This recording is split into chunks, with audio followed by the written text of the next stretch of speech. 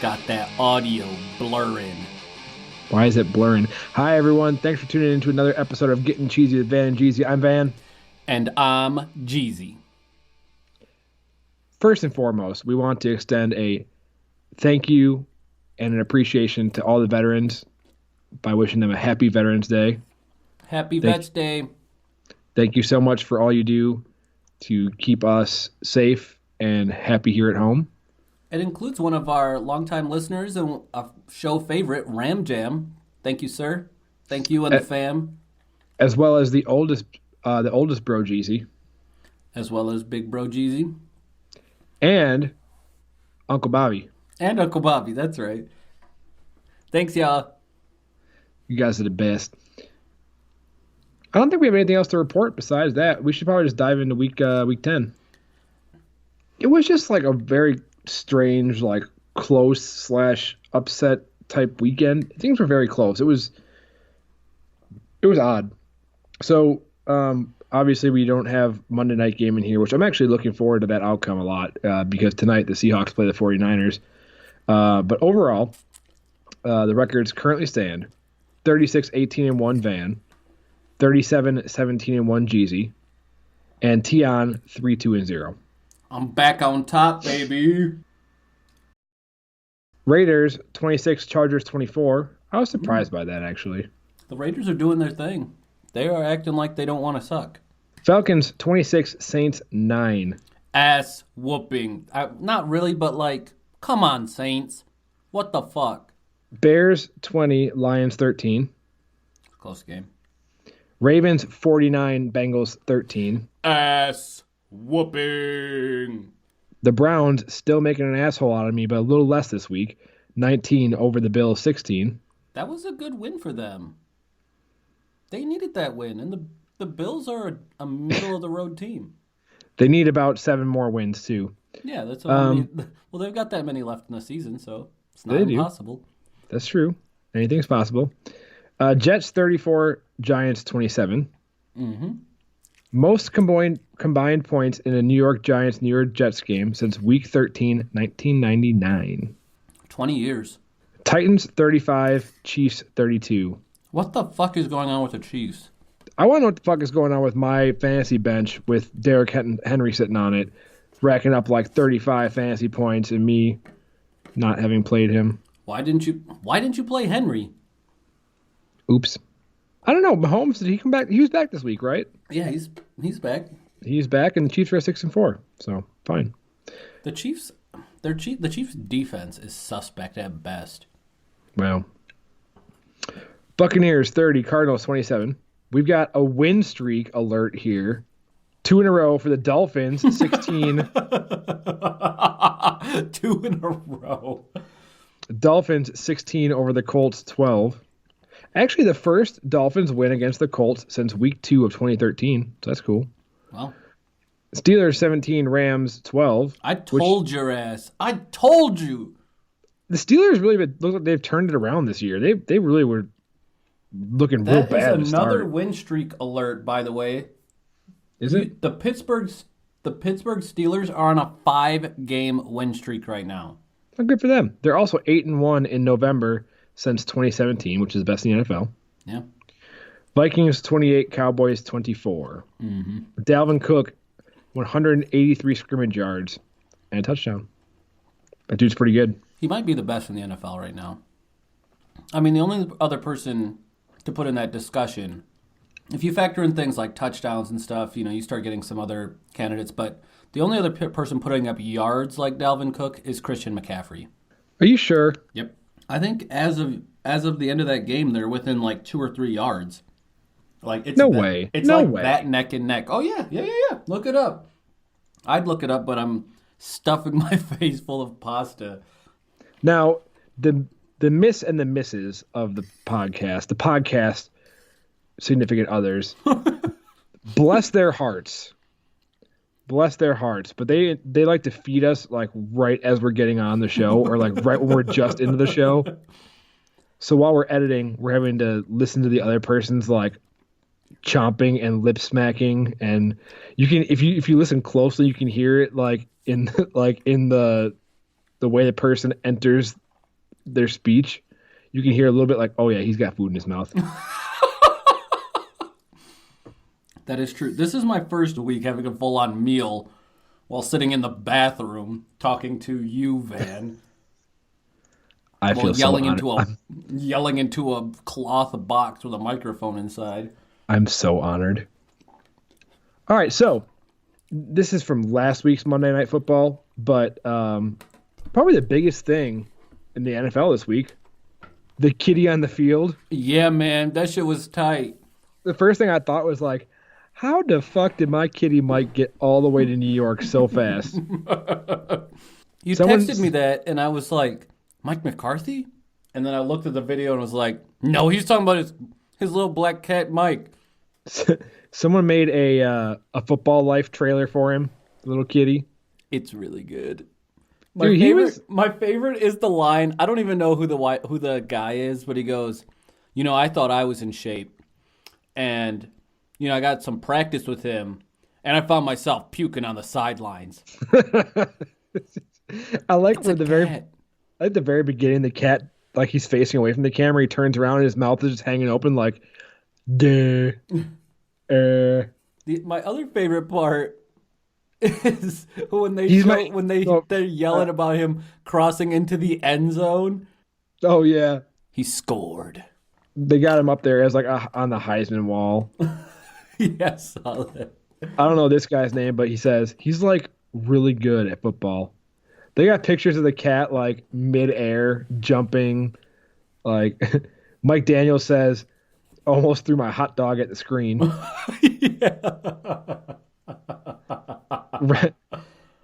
Rex Ryan says, like, somebody almost questioned his competitiveness, which was an absolute joke.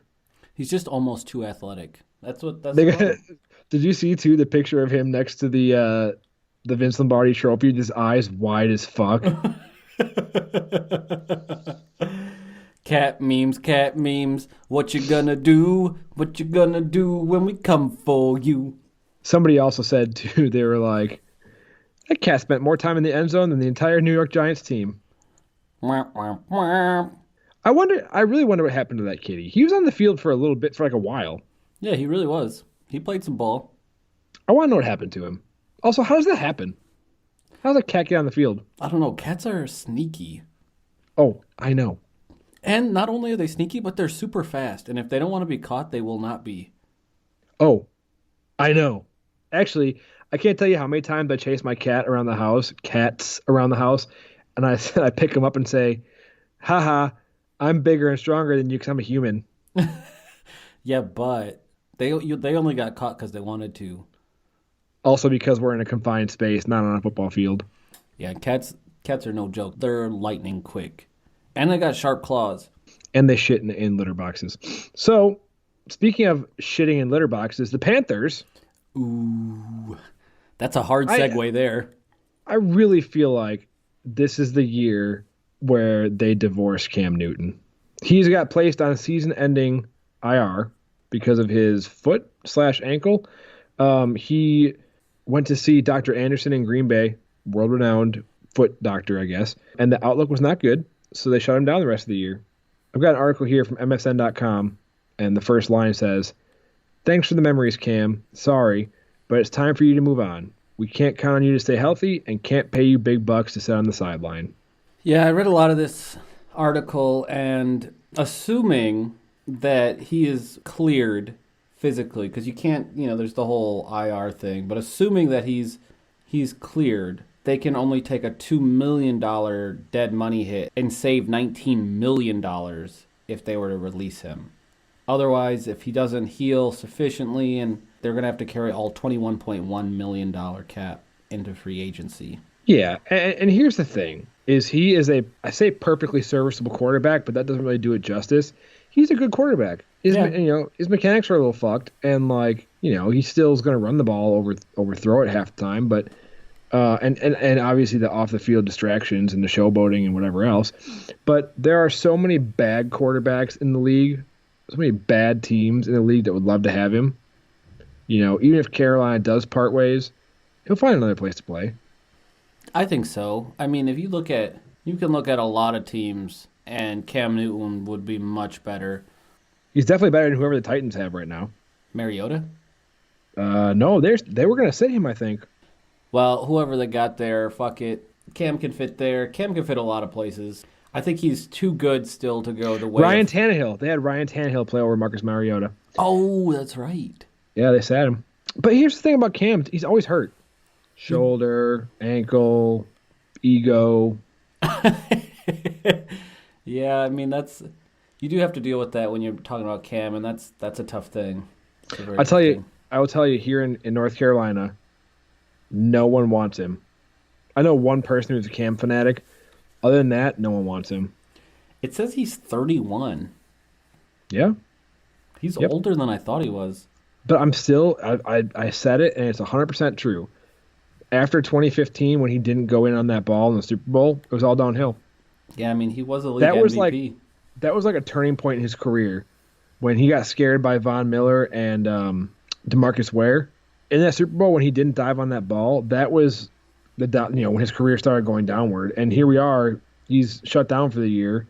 I don't know. It's kind of like a situation in Green Bay last year where we got rid of Mike McCarthy. He was not a bad coach. It was just time to move on. Things were getting stale. I didn't know this, but Nashville, where the Titans play, is really close to Newton's hometown of Atlanta. I didn't know that, but I think that could be another reason that he makes sense. And look, Mariota, Tannehill, they're serviceable quarterbacks, but Cam Newton is better than that. And if he were to stay healthy, he could still have. I mean, don't quote me on this, but he's good enough that with the right team, the right system, he could be a league MVP one more time. It's not too late for him. No, it's not too late, but I also don't think that he has the playing style and body to carry him another 10 years in the league. I don't think we'll see Cam playing past like 35. Yeah, I mean, I wouldn't be surprised to hear he retires in the next couple of years, but I think he's got some skill left in him. You know who could really fucking use him? Is the Denver Broncos. Joe Flacco's on IR, and I couldn't even tell you who's starting there. His name, B. Allen, I think. His name started with a B. I remember. Yeah, he'd be Allen. I think it's time. I think it's time for him to move on to go somewhere else. It'd be a good shakeup, Let's talk some pseudo records. These are just basically nice hard segue. Hard segue. I'm done talking about Cam. Cam, good luck. I'm done talking about you now. Bye.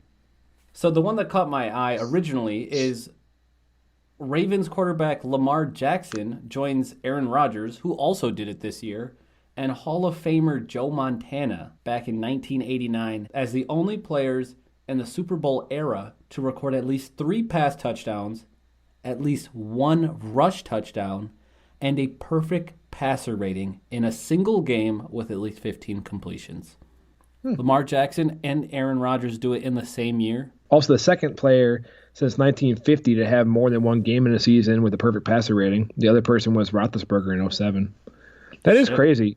Lamar Jackson, if someone put up his numbers the other day comparing him to, was it Rodgers and Brady? Like, by this point in their careers, like, he's just, like, blown some of the records out of the water. Like, he's very much on par with Rodgers and Brady. Really, if he keeps working on his technique, this is a kid who is a pretty decent passer, is getting better each game, but an incredibly gifted athlete. The dude has wheels. He's got great vision. Good on you. Fuck it. There's 2 more I want to cover. The Saints receiver Michael Thomas became the fastest player to reach 400 receptions in NFL history. I did see that, yeah. He did it in 56 games. The previous record, your favorite, OBJ, did it in 61 games. He did it 5 games faster. 5 games faster. Michael Thomas, that dude is the real deal. That guy is incredible talent. And number 3, because I'm a big lover, Chiefs quarterback Patrick Mahomes is the 6th quarterback since 1970 with at least 15 games of 3 or more pass touchdowns over any 25-game span, excludes overlapping spans. He joins Peyton Manning, Drew Brees, Aaron Rodgers, Hall of Famer Brett Favre, Hall of Famer Dan Marino. But out of that huge list, out of that big cast of characters, Mahomes is the only player to do so in his first 25 games. Yep. You just don't give a fuck. No. All right. So that ends. Oh, one more interesting one here. What? The Saints had their third game this season with 0 touchdowns. They only had 2 such games from 06 to 2018. How did they do that? They have Drew Brees and Michael Thomas. I just don't know. How I just don't know. happen? And Alvin Kamara. I just don't know. All right, one more then. Bears quarterback Mitchell Trubisky had 3 passing touchdowns in the Bears win over the Lions. That is more passing touchdowns than he had in the previous 4 games combined. Yeah, but like, do you remember that time when he got drafted second overall ahead of Patrick Mahomes? Nice pickup, Bears. Oops. So you've got a little Pro Football Focus thing here, something to do with your stats and streaks and whatever else. You tell me. I want to point out some teams that are streaking right now. So bringing up the bottom. Oh, yep, bringing up the bottom with a 4-game streak. Fuck it. Scratch all of that. Here's all I gotta say. So fuck it. I guess we have nothing else to talk about in the news this week. And now I'm cheesing my way back to you, Van. With a burning cheese inside. It's the Packers section. Are you ashamed of yourself? Look, man, I did my best. My best wasn't good enough. No, it wasn't. So last week we mentioned Zadarius Smith getting caught with weed. With I believe Kingsley Keke and Rashawn Gary in the car. Video came out from TMZ about the incident, right? The cops, camera, whatever. I watched it, and he was Zadarius Smith, very clean and professional the whole time. Just very, very like upstanding dude. Like in regards to being arrested or being handcuffed for weed, but the cop pretty much says, like, is that weed yours? And he's like, what weed? And he's like, oh, there are these 3 blunts we found. And he's like, the cop says, here's the deal. We just need to figure out, like, whose this is. You're going to get a ticket and then be on your way. And Zadarius Smith says, all right, I didn't know it was there, but put it on me. And he realized who it, and he, it kind of seems like he realized, like, he looks back over at the other guys and kind of looks like he realizes who it is, like, whose it is. And he goes, yeah, just put that on me. And then the officer asked, like, there's a vape cartridge. I don't know if it's one of those ones they put weed in or whatever, but he's like, the cop's like, it's not a big deal. It's just a citation, just one thing.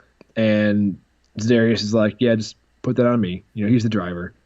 Like, he totally could have, like, thrown a temper tantrum. He totally could have, like, been a dick about it, been like, do you know who I am? No, he manned up and, like, took responsibility. I feel like that's like a good leadership quality to, like, okay, listen, we got in trouble. I'll take the heat for it because I was the one responsible for driving. That's as bad as it could have gone. I think he exemplified leadership in that situation. Do you think it was his? No, I think I think it was probably either. I mean, obviously it was either Rashawn Gary, Kingsley Keke, but when you're looking in the video, because they're both in the back of the car, him and Keke, he looks over at Keke, and Keke looks back at him with his face like, that's definitely who I think it was. But, oops, he did start, like, when he gets pulled over, he's like, yeah, you're doing 81 or whatever the speed limit was. And I guess the cops smelled weed or whatever. And then it, like, cuts to, like, him getting, put in handcuffs. He's like, am I getting arrested? And he's like, no, we're just, just detaining you for now. And then he says something like, the cop's checking his ID or whatever. He's like, yeah, I play for the Packers. He's like, oh, you play for the Packers, huh? Like, the cop didn't believe him almost. But, like, how cool would that be to be arresting one of the Packers? That would not be cool, Van. If it was my job, though, like, I don't know. But I also... I mean, what if you came home, right? What if your significant other was a police officer and you came home and you found out that your spouse had arrested fucking Devontae Adams or Mason Crosby? Mason Crosby. What was Mason Crosby doing? Driving too slow? If Miss Van's 4'10" ass rolled up on Mason Crosby, like, license and registration, motherfucker, if she came home and told me that, I'd be very distraught. That's what I'm saying. I'd be like, did you at least get his autograph? I mean, she'd be like, on this fucking ticket, yeah, I did. he gets pulled over for going 21 miles over the speed limit, which is fast enough to get pulled over. I think that's actually felony like reckless endangerment. 21 over? I don't think it is. Yeah, I think it's anything over 20. I thought it was 25. Yeah, anyways. We need a fucking somebody call in the cheese line if they know that shit or text us. Anyway, he's going 21 over, so that's plenty enough to get pulled over. I can understand why he got pulled over. And probably Kiki's in the back fucking smelling up the vehicle. And Zedarius is like, Look with them shifty ass eyes. Zedarius is like, oh yeah, put that on me. Zedarius obviously fine, but That's basically what happened, yeah. so I get that. Although Speaking of, no, real quick. Keeping on this Darius Smith thing.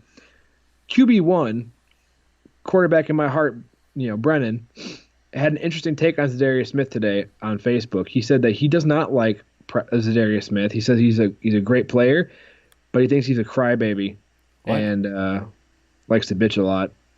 I've never seen that. I said the same thing too. I said I've never seen that, but he pointed out the example. I think it was he said he seems to get like hurt a lot and then like come back in one play later and do just fine. So he's like, I don't know if he's stalling or what he's doing, but he seems to be like talking trash to other players too. And I said honestly, I've never seen that, but I'll keep my eye out for it. So it's something for us to watch during the game. I don't know. I think he's a delight. I think he's an absolute treat. Him and Preston Smith, they're my favorite right now. They seem really great. I don't have any complaints about either of them. But if I did have any complaints, well, there might be a few. But here's one off the wall.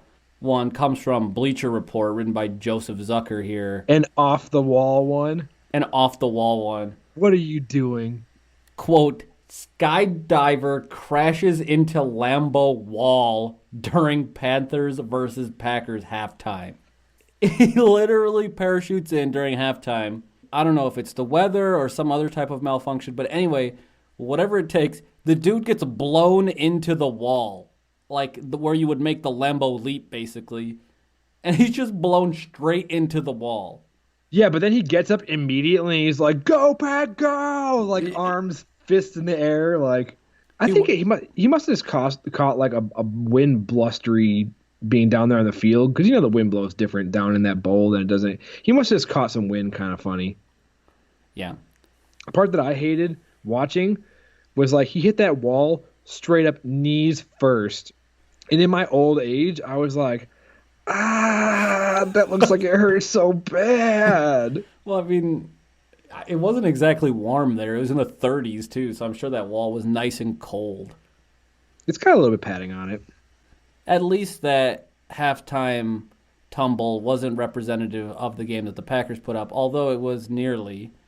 Everybody talking about it was nearly, but if they would have scored in that last play, they wouldn't have won the game. They still would have had to get 2-point conversion and then go to overtime.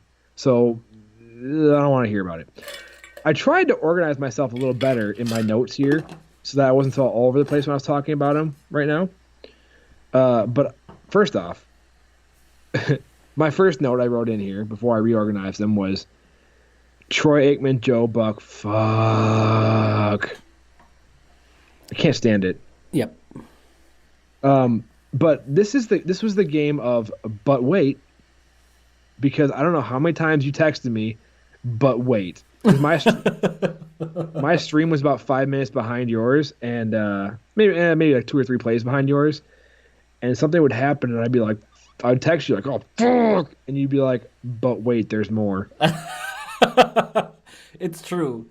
This was a game where there was a lot of big plays that were bad for us, and then suddenly a big play would happen where we were opportunistic and made a turnover or got an incredible block on a pass or recover a fumble. But wait, there's more. So many big plays where our defense really made a difference, where Jimmy Graham makes a big catch. Well, I think our defense is big plays. It's either big plays opportunistically making an interception or a fumble recovery, or it's big plays getting lit the fuck up. Yeah, that's kind of been the way it's been. I had some overall points here. I was questioning myself before the game started. How do the younger Packers get themselves accustomed to the cold? If you were a player that came out of the SEC and you only lived in that area your entire life, and it's like, by the way, this game feels like 19 degrees, snow, enjoy. Like, I know they practice outside during the week to get used to it a little bit, but that's not something you can get used to in a week. I mean, I think technically you can get used to it in 2 weeks. You think so? Yeah, I think that's I mean, the recommended for getting used to a new climate.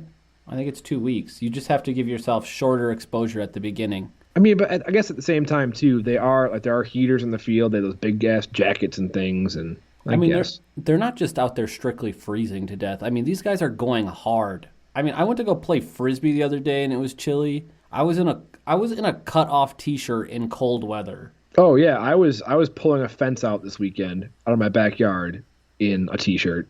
I mean, it was chilly. I had no Yeah, sleeves. yeah. It was fine. It's fine. It's just one of But those things you but got to but but get the going. but yeah, you get going and then the offense takes over and you sit Yeah, in but your own sweat. we're But talking then about for but like then 5 minutes, it's not for 5 minutes. It's maybe 10. five game minutes, which is like 15 real minutes. Anyways, then you've got your big puffy jackets and your heaters and whatever else. So Yeah. fine. But I also heard an interesting fun fact the other day that Luke Kuechly has not worn for the Panthers has not worn sleeves since his freshman year of high school. I wonder why. Maybe he just get too dirty. He's tired of the laundry. Oh, oh, oh, oh, oh, oh. What happened? I've got a comment here on the live video. The Cam Newton fanatic I work with, his name's Elliot. We made a bet. He's on our work football email chain. Big Panthers guy, to insanity level. We made a bet before the season started. Shook hands on it that the outcome of this game, the loser would wear the opposing team's jersey all day to work. So last night on Facebook, I made sure to wait till the game was over, and I was gonna post something, but then they had the very end of the game they had to review to make sure it wasn't a touchdown, so I waited. Waited. Yes. Took a picture of my jersey, sent it to him on Facebook, and say, I think I'd like for you to wear a Brett Favre jersey all day tomorrow. You can pick it up at my desk first thing in the morning. And he works across town at a different facility, and said I could pick it up at lunch, and then says, oh, I've got a work lunch meeting. And I said, well, then you especially have to wear it. He did not. But Elliot says, for my loss and delay on fulfilling my bet, I will say great job to the Pack, great early snow game, but my Panthers just aren't there yet. Green Bay geared up picks to come. I cannot wait to see Elliott wearing a Favre jersey. And you know what? He likes Favre too. So I went a little easy on him. But at the same time, I wasn't going to let him have my Crosby jersey or my Antonio Freeman jersey. That's not happening. So Well, there you go. thanks, Elliott, for being a good sport.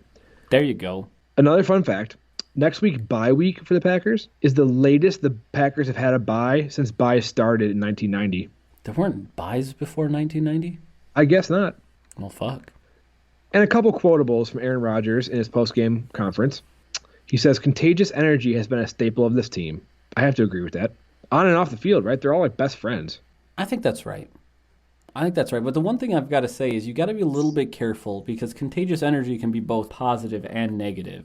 Now, Yeah. to date, I've generally felt it's been positive when Rodgers has been healthy. But I don't know what that energy's been when Rodgers has been hurt. Yeah, it's really easy to get down in the dumps real fast like that. Rodgers, another quotable. He says, obviously, the Scotch tastes better at 8-2 in a bye week than 7-3 in a bye week.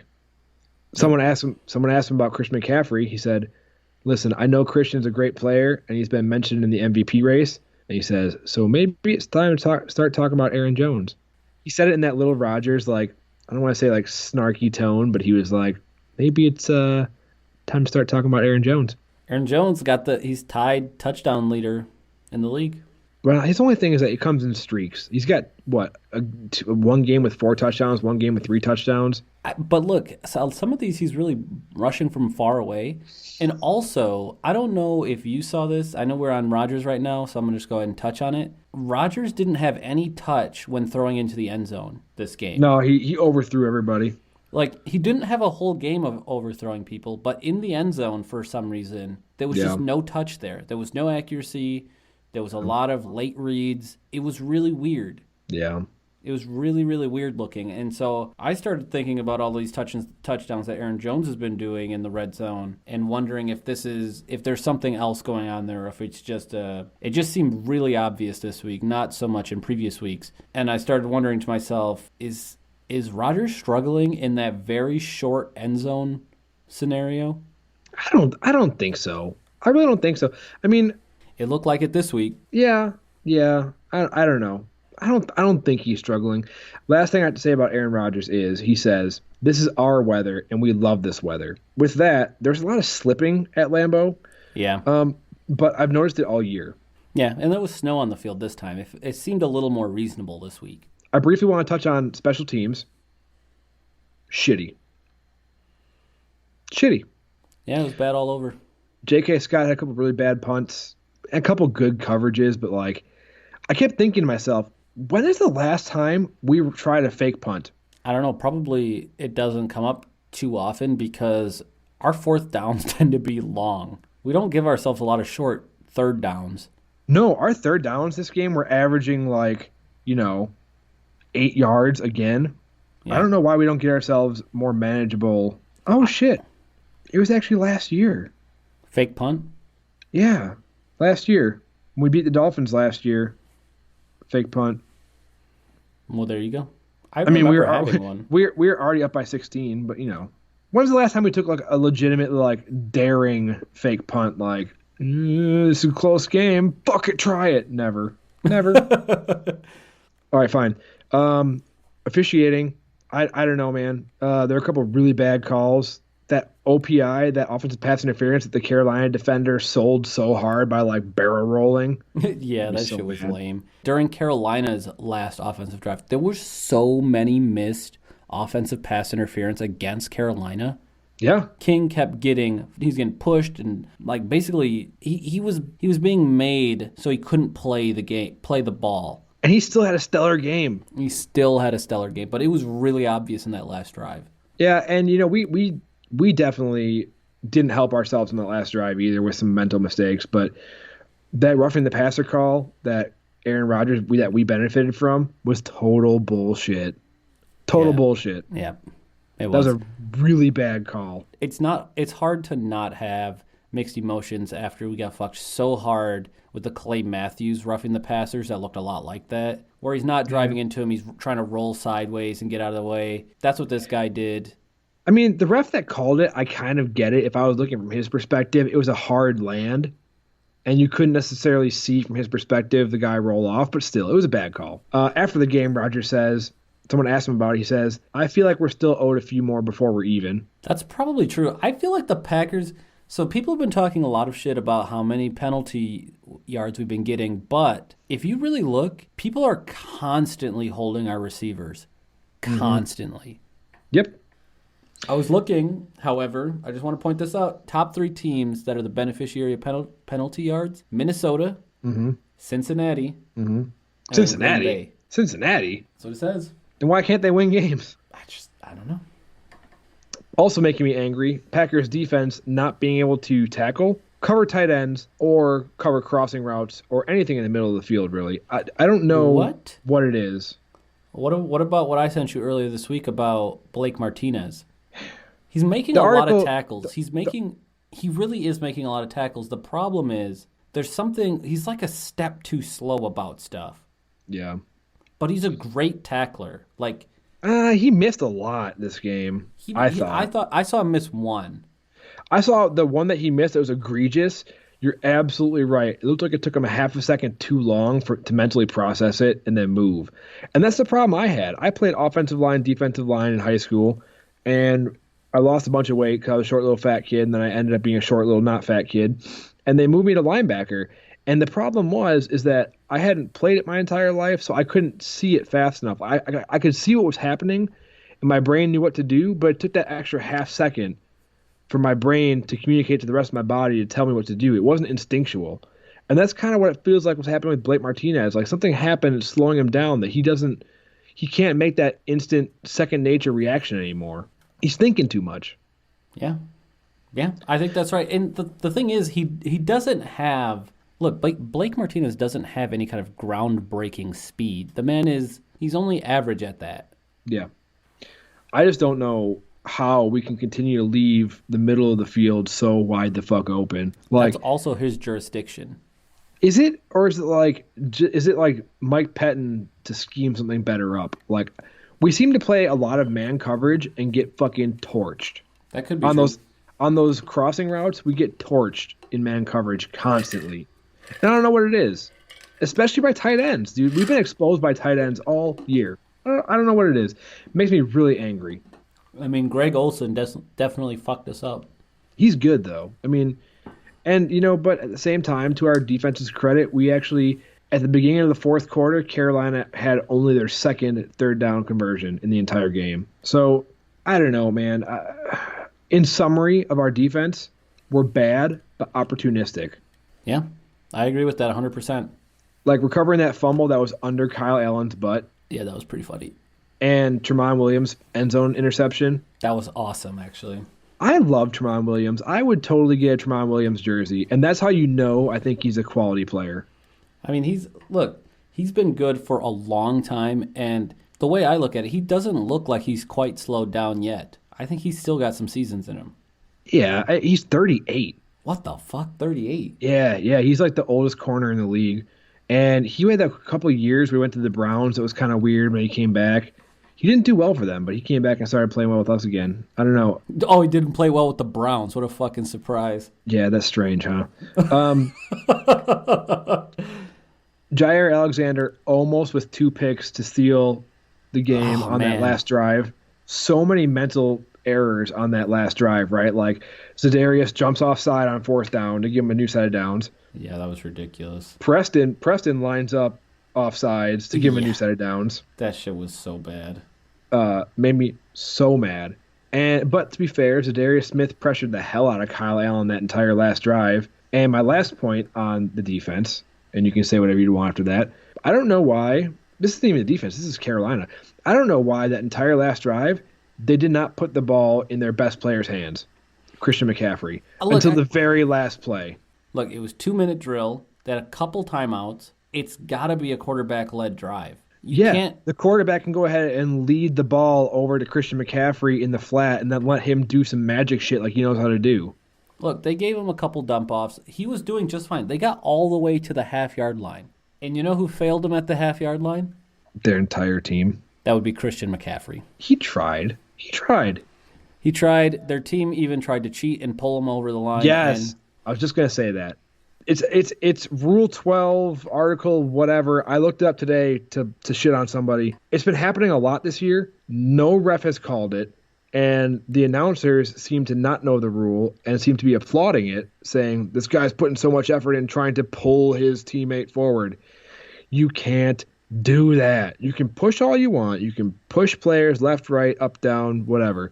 You cannot pull a player in any direction. And if you look at that dude, like the offensive lineman, got like his feet fucking planted, grabbed McCaffrey, and tried to like fucking suplex him into the end zone. He did really try to suplex him. That shit was kind of tight. I'm not gonna lie. The only reason I can say that though is because it didn't work. If they would have scored a touchdown and it would have been held up and that penalty would have been called, can you imagine how irate I would have been? I think you might have been irate enough to write a letter. Oh, I would have written a fucking letter. A strongly worded letter at that. I mean like an adult letter with a stamp on it and shit. I would have actually spent some time trying to get Roger Goodell's phone number. First off, that's really creepy. No, to yell at him, not to like date him or anything. Second off, that's really fucking creepy. Third, that shit is crazy fucking creepy.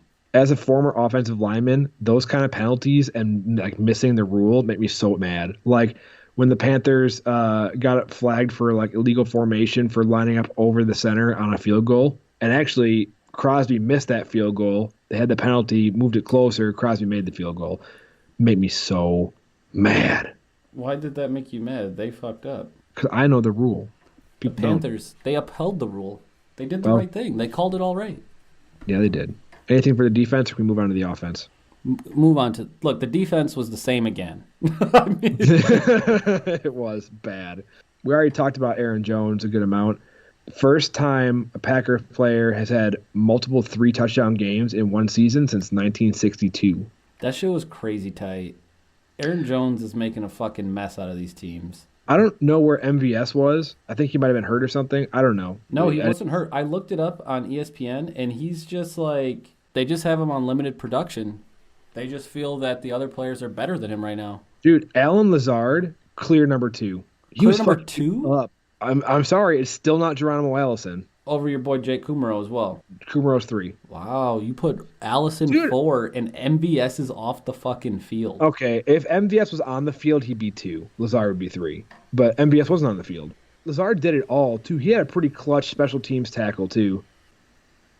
I don't understand why we didn't really do much with Devontae. He had a couple of long bombs and a couple of short underneath passes, but it's the same thing as last week, which I don't know if we're like easing him back onto the field or what, but like I told this to Miss Van again, like we got this nice shiny brand new thing, or this nice shiny thing that came back from, being injured, and we didn't know what to do with it. We were like, well, how do we get the ball to Devontae? I don't know. It was strange. Jimmy Graham had a really long, like rumbling 40-yard catch or whatever, and I was watching the game. I went, Jimmy Graham, still going. What the fuck? That is what happened. He catches it. First off, he is so fucking open. It doesn't make any sense. But he can't catch the ball ever. Jimmy Graham is so fucking open on this play. The nearest player is got to be 8 yards away. I mean, not even exaggeration, like 8 yards from him. Yeah, it was a lot. Throws it to him, but he's wide the fuck open. 8 yards away is the nearest player, and he just goes fucking trucking down the lane. He looked like a big-ass truck parked in the fire lane. They were just trying to get his ass out of there. If I can quote John Biondi, he says, because I was texting him, he says, once he gets going to his top speed, 4 miles an hour, he's hard to get down. Yeah, I mean, he got up to at least 4 miles an hour, and once he did, those dudes did not know what the fuck to do with that guy. Jimmy Graham he's a big body. Until he slipped and fell on his own. Well, it was an awkward tackle, that's for sure. We talk about the end of the first half. I think the right call was to do what we did and go for it, 4th and 1 from the 1. What has brought you to this conclusion? Because that was just the right thing to do. Now, if we would have lost by 3 points, we didn't take a field goal, I'd been really, really mad. I'd have been really mad. But here's the thing: is you're getting the ball back after halftime. You had a long drive, took you 90 yards or whatever. You're up 14-10. If you score and you get the ball back after half and score again, that puts it 28-10. That puts that game pretty much out of reach. I do like a team to be aggressive on play calling. I do. You have to have these galvanizing moments, whether you win or you lose, where the team comes together, they make a decision, and they do something. Look, I love the call of doing a run from the 1 yard line. You put the ball in your back's hands, and you have faith he's going to drive it in. Now, this time it didn't work, but I like that call. I like that call every time. Because Bakhtiari got his ass blown up. And after the game, Matt LaFleur says, if I had the chance to do it again, I'd call it the same way. I would still go for the touchdown. Towards the end of the game, we just kept handing the ball to Williams and just letting him fucking pound it. Like, we were in the same play 3 times in a row, and I love it. It was so good. They could not stop it. I love it. That's what we did in high school when we had, Eddie Morelli was the best. I think he was the best running back in the state that year, yardage-wise. And we had a really good offensive line. And we were in a playoff game against Brillion. And Coach O'Malley said, we're going to run this till they can't. He said, we're going to run this fucking play until they stop us. And we ran fucking 33 blast until they stopped it, which was not the entire game. That sounds awesome. We just kept running it over. If I was a coach, I would do the same thing. We're going to keep doing the same play until they can stop it. Show me you can stop it. If you can't stop it, sorry, you're going to lose by that play. That is embarrassing, but sometimes you just got to do what you got to do. Very balanced run-pass selection during this game. Pretty happy with that. It was, and I think at a couple of points in the game, they were ahead runs over pass. Yeah. Really odd to see number 87 on the field and have it not be Jordy Nelson. It's Jay Sternberger, our tight end we drafted this year. Finally came back from IR or whatever injury list. Even more strange, Devontae Adams has 0 touchdowns this year. What? Not a single one. How can that be? Because he didn't play for 4 games, and then before that, he didn't score any touchdowns. Well, I know he didn't score any this week. Rodgers has gone 2 weeks in a row without throwing a touchdown. I don't know what it was. He had a blind spot in that end zone. Do you think we have the best running back tandem in the league right now? I think we do. Yeah, probably. I mean, the first tandem that came to mind is no longer a tandem, so we must have the best one.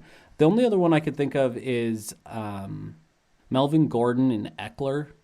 It's a pretty fearsome tandem, but they don't really like. They're both really good, but they don't exactly complement each other very well, I guess. No, and that's the thing about Jamal Williams and Aaron Jones is that like they absolutely complement each other. It's so good to see Aaron Jones fuck with someone up on an entire drive, and the next drive they're like, just kidding. Here's Jamal. He's a little different. Yeah. I do love seeing that. He really is a change of pace. He's a very different bag. I love it. I think it's great. I also love that Aaron Jones wears green and yellow sombreros. Yep. Dude's a character. Last thing I'll say, I've noticed a lot during Matt LaFleur's press conferences. He is very big on the phrase win, lose, or draw. He always says, well, we got to do this. Win, lose, or draw. We've got to move on from this game. Win, lose, or draw. That just seems to be one of his like go-to statements, and I actually really like it. I mean, he's just saying that he's avoiding a different tautology like, we just got to play the game the way the game was meant to be played. It's just another one of those things. What word was that? Tautology? Tautology. I didn't know. I think I have a pretty extensive vocabulary usually. I did not know that word. Look it up. Get a book. I'm going to get a hold of Merriam-Webster. Oh, you know her?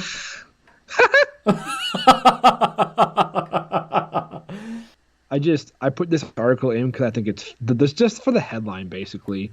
Because it's basically how I feel. This is from forthewin.usatoday.com. The title of the article is, quote, "On behalf of all the sports writers who thought the Browns would be good, I'm sorry." You should be. That basically mirrors my feelings. And I mean, this guy goes on to say that, really there's two big problems. Baker Mayfield and the defense. I just want to throw one more thing in there. He says, quote, "It was bad. It's been bad. The whole season has been a disaster. A lot of sports writers, and I'm included in this, didn't see this coming. We thought, shudder, the Browns would be good this year. On behalf of all of us, I'd like to apologize." And I personally have to throw myself into there. Van was wrong. Sorry, Van. You were too excited. But you know what? If we can step one step back, I said earlier at the beginning of the season that we were going to have a top 5 defense. Yeah, and we looked like it for the first game, maybe 2. If I'm looking like an asshole, it's because I believed in my own team. Another line from the article. It was not time. Whoo, buddy, it was not time. Oh, man. That was a pretty good one. That's all. Antonio Brown in the news again about, like, I'm never playing in the NFL. I'll totally come back. No, I won't. And apparently he's got, like, burner Twitter accounts, and it's just been another night. There's been so many articles flying, I haven't even had a chance to keep up with it, and I think I put it in our agenda as crazy shit with AB again. Yeah, I read somewhere that even if he wants to sign with the team, the NFL may step in and prevent it. Wow. I read separately from this article that one of the Rams cornerbacks was calling out Juju Smith for not being Antonio Brown, and Juju Smith just goes, "Yeah, I'm not AB." I have another one here that I mostly just put in for the headline, but it's a little bit interesting. Amazon's Jeff Bezos might want to buy an NFL team. This is from SB Nation. This says the Seahawks and Broncos are the 2 franchises currently most likely to be sold. Well, yeah, the third franchise being the Chargers, who they might want to move to London anyways. So it is interesting for him to end up with Seattle though, because that's world headquarters of Amazon. I want to make like a Amazon Prime joke and things like getting delivered fast, but I don't have it. So just, listeners, go ahead and make your own homework assignment, make your own joke. Could it be something like if you got the Seahawks, it'd be like Russell Wilson drops back. He uses 2-day free delivery to DK Metcalf for a touchdown. You know how angry that would make me if like if that was actually a play call? You know what it would be? It'd be during the fucking replays. They'd be like, and Russell Wilson on the Amazon Prime delivery of the game. That would make me so fucking mad. Like Why would you be mad? They already do like this is the Papa John's delivery of the game. Like if they did like the Amazon one, I'd be like, "Ugh." That seems biased. Also, this whole thing about the Chargers in London, it's so stupid. It's so stupid. All right, well, let's wrap up this episode with the primetime picks. It's time to close down the gossip and get to picking. So we got coming up this week on Thursday, we got the Steelers versus the Browns.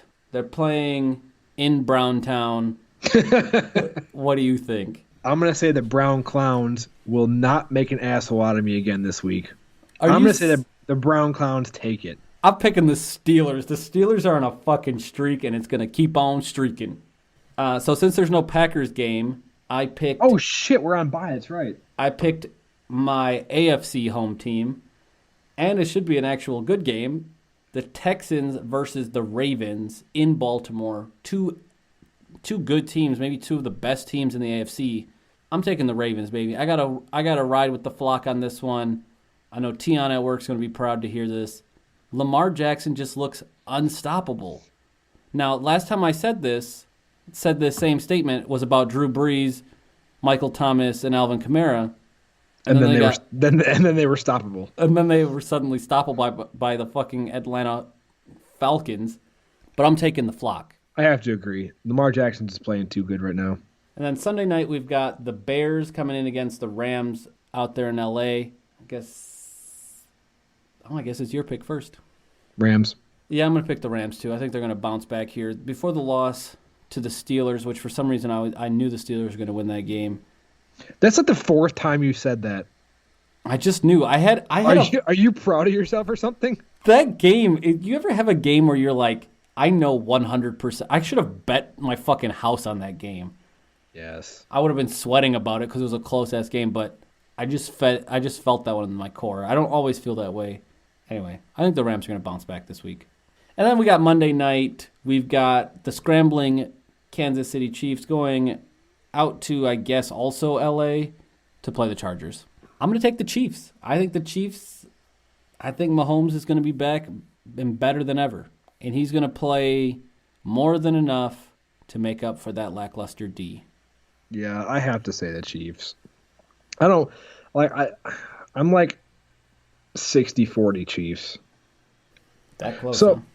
I want to pick a game for you. Okay. It's a trash bowl. Jets Redskins. Oh shit. You know, I have an opportunity to get free tickets to this game. That's how much it's a trash bowl. I say don't do it. I might. I just might. I just have to pick the Jets. I can't fucking choose. It's a scrimmage game for the Jets. Now, the Jets are bad enough to lose a scrimmage game, but, you know, if there's a team that can lose when the points are made up and the score don't matter, it's the Jets.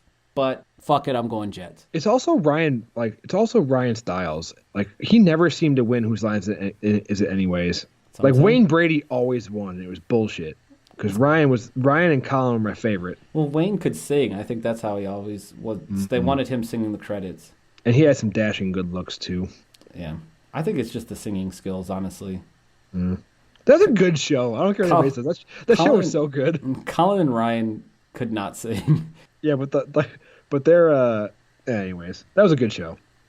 I'm gonna pick one that I think is gonna put a squeeze in. I feel like I'm always picking this team as our scramble team. And I'm talking about the Eagles. The Eagles face off against the Patriots in Philly. Patriots obviously have been playing a bunch of dumpster fires. We saw them lose to the Flock. And now they go to play another bird-based team in the Eagles. What's going to happen? Well, like by the numbers, Eagles have the 21st ranked offense, Patriots 17th. Eagles have the 7th ranked defense, the Patriots 2nd. But again, the Patriots had played just straight up trash. Gosh, fuck them. I'm taking the Eagles. Oh shit! You sticking to the NFC, huh? You ever see that? You ever see that fucking clip of Dave Chappelle, like when he goes, "Why? 'Cause fuck them. That's why." Yes, I have. That's what I'm feeling right now. 'Cause fuck them. That's why. That's right. Fuck them. Fuck them if they can't take a joke. And with that, you've got our primetime picks, and you've been listening to Gettin Cheezy with Van and Jeezy. I'm Van. And I'm Jeezy. Hit us up on the cheese line, 980-224-3399, 980-2-CHEESY with a Z, or Facebook, SoundCloud, Twitter, YouTube, cheesypodcast.com, Stitcher, Apple Podcasts, Google Play Music. There could be more. I'm not sure. I forget. Anywhere else that you want to see us online, let us know. We'll get the pics, we'll get the sounds, we'll get the words, we'll get vids, we'll get it all. I don't know why it's so hard for me to remember these. I say them every week. Well, thanks for tuning in, everybody. We'll catch you next time. yeah, thank you.